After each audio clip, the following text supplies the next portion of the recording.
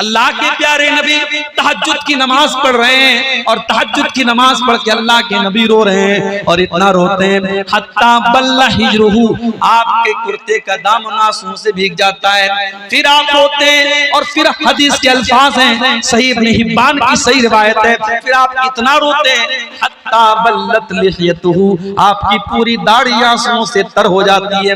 फिर आप रोते हैं, इतना रोते हत्ता बल्लतिल अर्ज़ु, यहाँ तक कि जमीन आपके आंसुओं से भीग जाती है। उसके बाद फजर का टाइम हो जाता है, हजरत बिलाल आते हैं, अय अल्लाह के नबी आप रो रहे हैं और आप इतना रो रहे हैं, आपकी दाढ़ी आंसुओं से भीगी हुई है, आपके कुर्ते का दामन आंसुओं से भीगा हुआ है, अय अल्लाह के नबी आप इतना क्यों रो रहे हैं? आप तो अल्लाह के आखिरी नबी हैं, आप तो बख्शे बख्शाए हैं, आप तो मगफूर लहू हैं, अय अल्लाह के नबी आपको इतना रोने की और अल्लाह की बारगाह में इतना गिड़गिड़ाने की क्या जरूरत है? अल्लाह के नबी फरमाते हैं अफला अकूनु अब्दन शकूरा, ऐ बिलाल अगर अल्लाह ने मुझे अपना आखिरी नबी बनाया है और अल्लाह ने मुझे ये मकाम दिया है, ऐ बिलाल क्या मैं अपने रब का शुक्रगुजार बंदा न बनूं? ऐ बिलाल क्या मैं अपने रब का शुक्रिया अदा न करूं?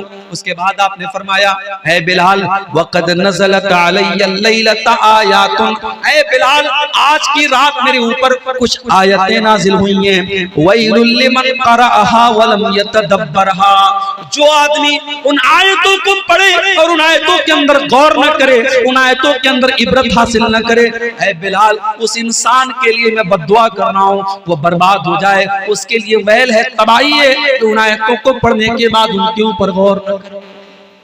कौन सी आयतें थी? कुरान की 3 पारे की आयतें थी, सूरह आले इमरान की आयतें थी। अल्लाह ने फरमाया इन्न फी खल्क़िस समावाति वल अर्दी वख्तिलाफिल लैली वन नहारी लआयातिल लिउलिल अलबाब, बेशक आसमानों और जमीन की पैदाइश में और रात और दिन के आने जाने में अक्लमंदों के लिए निशानियां हैं। अल्लज़ीना यज़कुरूनल्लाह क़ियामन व क़ुऊदन व अला जुनूबिहिम, अक्लमंद कौन है? जो खड़े होकर के अल्लाह को याद करते हैं, जो बैठ करके अल्लाह को याद करते हैं, जो लेट करके अल्लाह को याद करते हैं। व यतफक्करून फी खल्क़िस समावाति वल अर्दी, और जो आसमान और जमीन की पैदाइश के ऊपर गौर करते हैं, और जब गौर करते हैं तो इस नतीजे पर पहुंचते हैं रब्बना मा खलक़ता हाज़ा बातिला, ऐ हमारे परवरदिगार तूने इस कायनात को बेकार नहीं बनाया है, सुब्हानका फ़क़िना अज़ाबन नार, ऐ अल्लाह तू पाक है, ऐ अल्लाह तू हमको जहन्नम के अजाब से बचा ले। ये वो लोग दुआ करते हैं जो अक्लमंद होते हैं, जो जीनियस होते हैं, जो बुद्धिमान होते हैं। पता ये चला कि कोई डिग्रियों की बदौलत अक्लमंद नहीं है, कोई दुनिया के टैलेंट के बदौलत अक्लमंद नहीं है। अक्लमंद वो है जो अपने खालिक को पहचान ले, जो अपने मालिक को पहचान ले, वरना दुनिया में बड़े बड़े काबिल लोग, बड़े बड़े डिग्री याफ्ता लोग जानवरों को देख करके हाथ जोड़ते हैं और जानवरों का पेशाब पीते हैं और शर्मगाह की इबादत करते हैं। अक्लमंद वो है जो क्रिएशन के आगे नहीं बल्कि क्रिएटर के आगे सजदा करता है। अक्लमंद तो वो है जो अपने मालिक को, अपने रब को पहचान करके अपने मालिक से जहन्नम से बचने की दुआ करता है। तो नबी की आंखों से आंसू तब भी आए थे मेरे भाई जब आप तहज्जुद की नमाज में अल्लाह को याद करके रोए थे। अब हम सब अपने आप से पूछें, उसी नबी का कलमा पढ़ने वाले हैं, हम कितनी बार नमाज पढ़ते हैं, कितनी बार हम तहज्जुद पढ़ते हैं और कितनी बार तहज्जुद की नमाज में हमारी आंखों से आंसू आते हैं। मेरे नौजवान साथियों, एक नुस्खा बता के जा रहा हूं, शायद आप आज तक आपने न सुना। हर नौजवान का एक टारगेट होता है, कोई IAS ऑफिसर बनना चाहता है, कोई डॉक्टर बनना चाहता है, कोई कुछ बनना चाहता है। मैं कहता हूं आओ, तुम्हारी जिंदगी के जो भी टारगेट हैं, जो भी एम्स हैं, जो भी गोल्स हैं, जो भी मकसद है, तुम मेहनत कर रहे हो, बहुत अच्छी बात है। एक नुस्खा बता रहा हूं, रात में उठो, दुनिया सो रही है, उस वक्त उठो, रात के 2 बजे 3 बजे फजर की नमाज के 1 घंटा 1.5 घंटा पहले उठो, वजू करो, 8 रकात नमाज पढ़ो, तहज्जुद की नमाज पढ़ो, फिर अल्लाह के सामने अपनी झोली फैला दो कि अल्लाह मेरी जिंदगी का ये मकसद है, अल्लाह मुझे मेरे मकसद में कामयाब कर। मैं पूरे यकीन के साथ कहता हूं मेरे भाइयों, ये वो वक्त है जब रब्बुल आलमीन खुद आपकी दुआओं को कबूल करने के लिए आवाज देता है। ये वो टाइम है जब अल्लाह खुद आसमान दुनिया पर नाजिल होता है और आवाज देता है कि मांगो मैं दूंगा, मेरे बंदो मुझसे सवाल करो, मैं तुम्हारे सवाल को कबूल करूंगा। अपने मकसद को पूरा करना है मेरे भाइयों, उस अल्लाह से मांगो जिसके दर से कोई खाली हाथ नहीं लौटता है। दुनिया वालों से क्या मांगना, दुनिया वाले तो आपको ठुकरा भी सकते हैं, दे भी सकते हैं। उस अल्लाह से मांगो जिसके दर पे मांगने वाला कभी मायूस नहीं होता है, जिसके दर पे मांगने वाला कभी बदनसीब नहीं होता है। मेरे प्यारे साथियों, नबी अकरम ने हमें ये सबक दिया कि तहज्जुद की नमाज पढ़ी जाए और तहज्जुद की नमाज के वक्त अल्लाह को याद करके आंखों से आंसू आ जाए। ये मेरे नबी का शेवा था, ये मेरे नबी की आदत थी।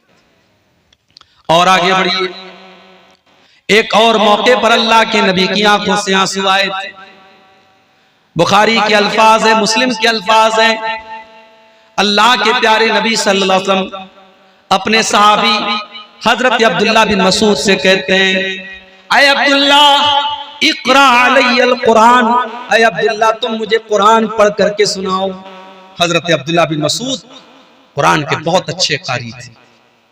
आज हमारे यहाँ बच्चों की तारीफ होती है, साहब हमारा बच्चा तो बड़ा काबिल है। क्या काबिलियत है भाई? हमारा बच्चा क्रिकेट बहुत अच्छी खेलता है, हमारी बेटी बहुत काबिल है। क्या काबिलियत है? हमारी बेटी डांस बहुत अच्छा करती है, हमारी बेटी गाना बहुत अच्छा गाती है। मेरे भाइयों, हमारी जुबान से कब ये लफ्ज निकलेगा हमारा बच्चा कुरान बहुत अच्छा पढ़ता है। अभी फलस्तीन का एक वीडियो हमने देखा, पीछे बिल्डिंग का मलबा है, पीछे मकानात टूटे पड़े हैं और एक मासूम बच्चा 7-8 साल का उसी मकान के मलबे पर बैठ करके कुरान पढ़ रहा है। अल्लाह की कसम, इमाम हरम और मस्जिद नबी में कुरान पढ़ने वाले की जो उसका जो मकाम है और उनका जो दर्जा है वो अपनी जगह है, मगर उन हालात में और उस मलबे के आगे बैठ करके वो बच्चा जिस तरीके से कुरान पढ़ रहा है, मेरे भाइयों, उस बच्चे की कुरान की तिलावत सुन करके दिल खुश हो जाता है। मेरे भाइयों, कुरान का पढ़ना और कुरान का पढ़ाना दुनिया का सबसे अजीम काम है। कभी भी कुरान पढ़ने वालों को और कुरान पढ़ाने वालों को कभी हकीर मत जानो। अल्लाह के प्यारे नबी फरमाते हैं, खैरुकुम मन तअल्लमल कुरान व अल्लमहु, तुम में सबसे बेहतरीन इंसान वो है जो कुरान को पढ़ता है, कुरान को पढ़ाता है। हजरत अब्दुल्ला बिन मसूद कुरान के बहुत अच्छे कारी थे, इतना अच्छा कुरान पढ़ते थे कि अल्लाह के नबी फरमाते हैं, अगर किसी को कुरान ऐसा सुनना हो जैसे कुरान अभी ताजा ताजा उतरा है, बिल्कुल ताजा ताजा कुरान सुनना हो, वो अब्दुल्ला बिन मसूद से कुरान सुन ले। तो आपने फरमाया कि ऐ अब्दुल्ला, चलो तुम मुझे कुरान पढ़। हजरत अब्दुल्ला ने फरमाया, अक़रउ अलैका व अलैका उन्ज़िल, ऐ अल्लाह के नबी मैं आपको कुरान कैसे पढ़ के सुनाऊं? ये कुरान तो आप ही के ऊपर उतरा है, आप तो खुद साहिबे कुरान है। ऐ अल्लाह के नबी आप तो दिन रात कुरान पढ़ते रहते हैं, मैं आपको कुरान कैसे पढ़ के सुनाऊं? आपने फरमाया, इन्नी उरीदु अन अस्माहु मिन गैरी, ऐ अब्दुल्ला आज मैं दूसरे के मुंह से कुरान सुनना चाहता हूं। ओ लोगो, तुम्हारा नबी तो कुरान सुनने की तमन्ना कर रहा है, तुम्हारे नबी तो कुरान सुनने की ख्वाहिश कर रहे हैं। और मेरे नौजवान साथियों, तुम तो कानों में ईयरबड्स लगा करके और हेडफोन लगा करके तुम तो म्यूजिक सुन रहे हो, तुम तो गाने सुन रहे हो, तुम तो कार चलाने के टाइम भी गाने सुन रहे हो, तुम तो बाइक चलाने के टाइम भी गाने सुन रहे हो। अल्लाह न करे बाइक का हादसा हो जाए, कार का एक्सीडेंट हो जाए और उसी हालत में नौजवान की मौत हो जाए। अल्लाह के नबी फरमाते हैं, इन्नल अब्द युबअसु अला मा माता अलैहि, बंदा जिस हाल में मरेगा उसी हाल में क़यामत के दिन उठाया जाएगा। जो गाना सुन रहा है, जो म्यूजिक सुन रहा है, जो कानों में लगा करके बॉलीवुड के सॉन्ग सुन रहा है, उसी हालत में कल क़यामत के दिन उठाया जाएगा। वो क़यामत के दिन भी गाना सुनते हुए और म्यूजिक सुनते हुए उठेगा। और बेगैरत कहता है कि मेरे दिल को सुकून मिलता है, कहता है म्यूजिक सुन करके मेरे दिल को सुकून मिलता है। तेरे दिल को सुकून इसलिए मिलता है क्योंकि तेरा दिल मर चुका है, तेरा दिल डेड हो चुका है, मुर्दा हो चुका है। जिस दिल में ईमान की जिंदगी होगी उस दिल को म्यूजिक से सुकून नहीं मिलेगा, उस दिल को कुरान से सुकून मिलेगा।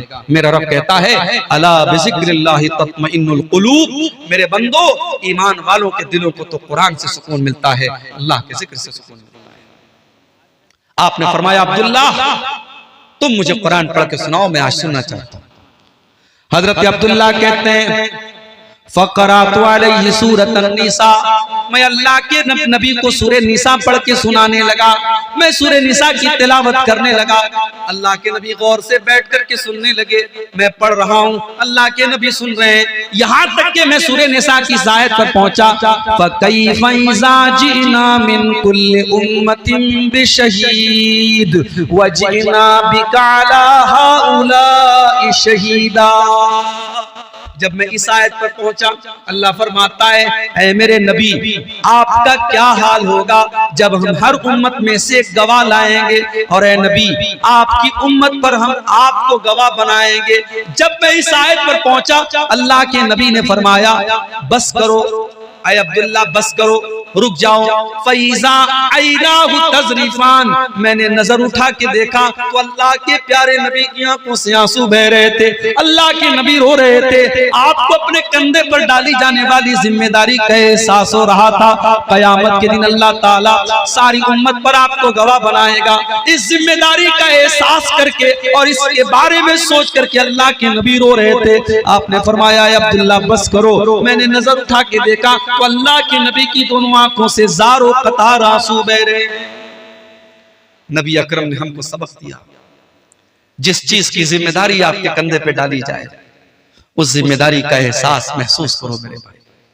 मदरसे का नाजिम बनना आसान काम है, जमीयत का जिम्मेदार बनना बहुत आसान काम है, मस्जिद का मुतवल्ली बनना बहुत आसान काम है, मगर इस जिम्मेदारी को निभाना और इसका हक अदा करना ये बड़ा मुश्किल काम है। अगर लोगों को मालूम हो जाए ओहदे और जिम्मेदारी का क्या हक है, तो शायद ओहदे के लिए और कुर्सियों के लिए जो लड़ाइयां होती हैं, ये लड़ाइयां होनी बंद हो जाए। मेरे प्यारे साथियों, अल्लाह के प्यारे नबी ने हमें सबक दिया। आपके कंधे पर जो जिम्मेदारी अल्लाह ने डाली है, उस जिम्मेदारी को सोच करके आप रो रहे हैं। और ये भी हमें सबक मिला कि कुरान की आयतों को सुन करके इंसान का ईमान बढ़ जाता है और इंसान रोने लगता है। ये अलग बात है, हमारे और आपके जैसे लोग, हमारा ईमान इतना कमजोर हो चुका है कि कुरान पढ़ा जा रहा है मगर हमारे ईमान में कोई फर्क नहीं आ रहा है। इसका मतलब कहीं ना कहीं हमारे दिल का और हमारी आंखों का कनेक्शन टूट चुका है और दिल की जमीन बंजर हो चुकी है, दिल की जमीन खुश्क हो चुकी है, दिल की जमीन मुर्दा हो चुकी है, और इसीलिए हमारी आंखों से आंसू नहीं बह रहा है। अल्लाह के नबी तो कुरान की आयत को सुन करके रो रहे हैं। और आगे बढ़ी, एक और मौके पर अल्लाह के नबी की आंखों से आंसू आए थे। आपने अपनी मां का साया 6 साल की उम्र में आपने खो दिया। आप पैदा हुए तो बाप नहीं थे और 6 साल की आपकी उम्र थी, आपकी मां का इंतकाल हो चुका था।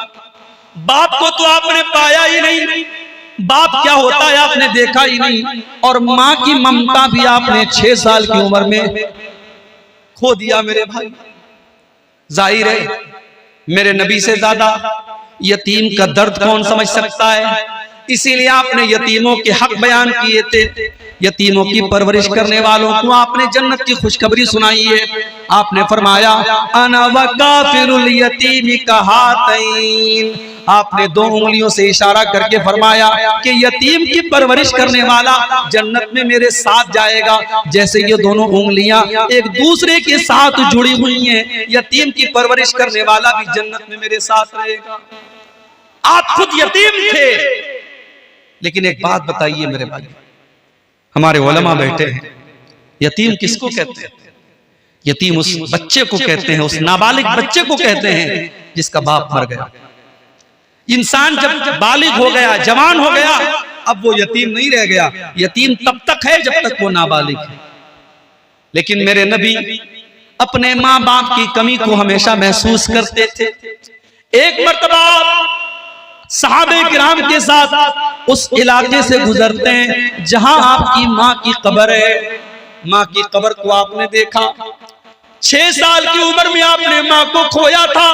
वो सदमा आपको याद आया, माँ की ममता याद आई, माँ का प्यार याद आया, और माँ को खोने का एहसास आपको हुआ। फबका व अबका मन हौलहू। अल्लाह के नबी अपनी माँ की कब्र को देख करके रोने लगते हैं, और आपके सहाबा भी जो आपके साथ थे वो अपने नबी को रोता हुआ देख करके सहाबे किराम की आंखों से भी आंसू बहने लगते। हमारे यहाँ माँ जिंदा रहती है तो माँ की कदर नहीं होती, माँ मर गई माँ की तरफ से मदरसा बन रहा है, माँ की तरफ से मदरसे में रूम बन रहा है, मस्जिद में पैसा दिया जा रहा है, ट्यूबवेल लगवाया जा रहा है। नहीं मेरे भाई, माँ बाप की कदर उनकी जिंदगी में कीजिए। उनके जाने के बाद उनकी कदर कर ली तो क्या कर ली। माँ बाप का हक उनकी जिंदगी में अदा कीजिए। अल्लाह के नबी की मजबूरी थी, आपने अपनी माँ को 6 साल की उम्र में खोया था। आज माँ की ममता याद आई, माँ का प्यार याद आया, आप रोने लगे, माँ की कब्र पे आप रोने लगे। और रोते हुए आपने सहाबा से कहा कि ऐ मेरे सहाबा, मैंने अल्लाह से इजाजत मांगी थी कि ऐ अल्लाह, मैं अपनी माँ के लिए मग़फ़िरत की दुआ करना चाहता हूँ, लेकिन अल्लाह ने मुझे अपनी माँ के लिए मग़फ़िरत करने की इजाजत दी। ये कितनी बड़ी बात है, ये कितनी बड़ी बात है कि अल्लाह के नबी अपनी माँ के लिए मग़फ़िरत की दुआ नहीं कर सकते, क्योंकि आपकी माँ का खात्मा तौहीद पर नहीं हुआ था। मेरे भाइयों, अगर हमारी माँ मुसलमान है, हमारा बाप मुसलमान है, और हम जब दुआ के लिए हाथ उठाते हैं तो अपनी माँ के लिए और अपने बाप के लिए अगर हम रहमत की और मग़फ़िरत की दुआ करते हैं, हम बहुत खुश नसीब है मेरे भाई। दुनिया में लाखों लोग हैं जो इस नेमत से महरूम हैं। बंबई का एक नौजवान था, वो गैर मुस्लिम से मुसलमान हुआ था, बड़ा अच्छा नौजवान है, दावत का काम करता है, कभी कभी मुझसे मुलाकात होती है। मैंने पूछा कि भाई तुम्हारे माँ बाप का क्या हुआ, तुम्हारे माँ बाप ने कलमा पढ़ा कि नहीं पढ़ा, तुम्हारे माँ बाप ने इस्लाम कबूल किया कि नहीं किया। उसकी आंखों से आंसू आ गए और रोने लगा कि मौलाना मेरा बाप तो उसी हाल में मर गया, माँ जिंदा है, बहुत मेहनत कर रहा हूँ, बहुत कोशिश कर रहा हूँ, दुआ कीजिए अल्लाह मेरी माँ को हिदायत दे दे। मेरे भाइयों, मैंने उसकी आंखों में दर्द देखा। वो दर्द ये था कि मेरी माँ इस लायक भी नहीं है कि मैं अपनी माँ की मग़फ़िरत की दुआ कर सकूं। मेरे भाइयों, अगर अल्लाह ने हमें इस लायक बनाया है कि हम अपनी माँ बाप की मग़फ़िरत की दुआ कर सकते हैं, तो ये बहुत बड़ी बात है। अल्लाह के प्यारे नबी सल्लल्लाहु अलैहि वसल्लम कह रहे हैं कि मैंने अपनी माँ की मग़फ़िरत की दुआ मांगी। अल्लाह ने कहा नहीं, ऐ मेरे नबी, आप अपनी माँ की मग़फ़िरत की दुआ नहीं कर सकते। उसके बाद मैंने अल्लाह से इजाजत मांगी कि अल्लाह, मैं अपनी माँ की कब्र पे जाना चाहता हूँ। अल्लाह ने कब्र पे जाने की इजाजत दी, लेकिन मग़फ़िरत की दुआ की इजाजत नहीं दी। ऐ मेरी उम्मत के लोगों, तुम भी कब्रिस्तान जाया करो, फ़इन्नहा तुज़क्किरुकुमुल आखिरा। कब्रिस्तान जाने से मौत की याद आती है। पता ये चला कि कभी कभी हमें कब्रिस्तान जाना चाहिए, माँ की कब्र पे, बाप की कब्र पे, या नॉर्मल आम कब्रिस्तान में भी हमें जाना चाहिए, उससे हमें आखिरत की याद आती है। इसमें कोई हरज की बात नहीं। तो अल्लाह के नबी की आंखों में उस मौके पर भी आंसू आए। और आगे बढ़िए, एक दो वाकयात और सुना के हम बात खत्म करेंगे। एक और मौके पर अल्लाह के प्यारे नबी की आंखों में आंसू आए थे। ये इब्ने माजा की सही रिवायत है। एक अंसारी सहाबी का जनाजा है, जनाजे में अल्लाह के नबी गए हुए और सहाबा गए हुए हैं, और जनाजे को कब्र में उतारा जा रहा है, और अल्लाह के नबी उसी कब्र के साइड में बैठे हुए हैं, और आपने कब्र के बारे में सोचा और आप रोने लगे। कब्र के बारे में सोचकर और कब्र की जिंदगी के बारे में सोचकर कि अल्लाह के नबी रोने लगे, और रोते हुए आपने अपने सहाबा से कहा, लिमिस्लि हाज़ा फ़अइतु या इख़वानी, ऐ मेरे सहाबा, इस कब्र में तुम सबको जाना है, इस कब्र में जाने की तैयारी करो। ऐ मेरे सहाबा, इस कब्र में तुम सबको जाना है, इस कब्र में जाने की तुम सब तैयारी करो। मेरे भाइयों, हम जमीन जायदाद बनाते हैं, हम दौलत इकट्ठा करते हैं, हम दुनिया में बहुत सारी चीजें बनाते हैं, मगर हम कभी गौर करें, जब हम मर जाएंगे, जिस दिन हमारा इंतकाल हो जाएगा, 2 गज जमीन के अंदर हम जब दफन हो जाएंगे, मिट्टी के नीचे हम दफन हो जाएंगे, और कोई जमीन हमारे साथ न जाएगी, कोई जायदाद हमारे साथ न जाएगी, कोई दौलत हमारे साथ न जाएगी, सब ठाट पड़ा रह जाएगा, जब लाद चलेगा बंजारा। मगर आज हालात ये हो चुके हैं, इंसान इतना कठोर दिल हो चुका है, कब्रिस्तान जाकर के भी हमें मौत याद नहीं आती है। कितने बदनसीब हैं, कब्रिस्तान जाकर के भी ठाका लगाते हैं, कब्रिस्तान जाकर के हंसते हैं, मोबाइल देखते हैं, जनाजे में गए हुए हैं, हंसी मजाक कर रहे हैं। कब्रिस्तान में भी अगर मौत याद नहीं आती है, सोचो मेरे भाई, हमसे बड़ा बदनसीब कौन होगा। कभी कब्रिस्तान जाओ तो सोचो ये कौन सी जगह है।